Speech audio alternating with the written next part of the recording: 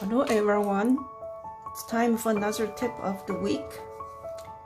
This week I thought I want to share something about the water, the wave in the ocean or waterfall. Commonly we have some larger white forms, but it's really hard to paint if you just have a white shape and a dark shape.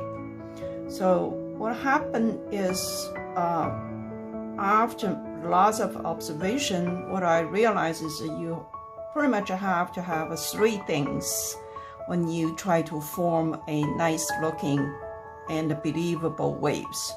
One is you have to leave some larger white areas that's not painted or only slightly painted.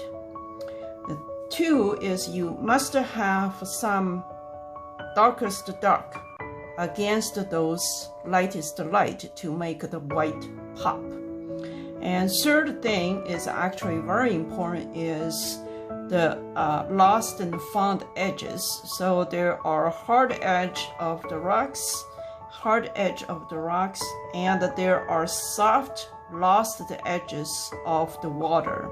So you have to have the rough texture, the soft texture, and the hard edge, all these combined together to connect the larger white shape or light shape that's hardly painted, and then have some dark shapes around it to make it pop.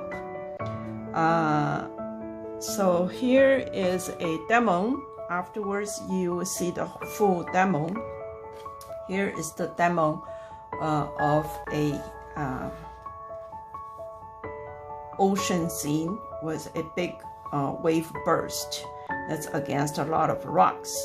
So soft, lost and found edges, and some hard edges. You see it's clearly the dark against the light.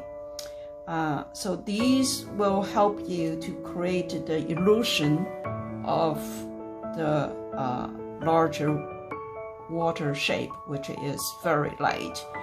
When you have those shapes, you wanted to make sure there is an echo of smaller ones or different sizes in a different direction to echo that main shape.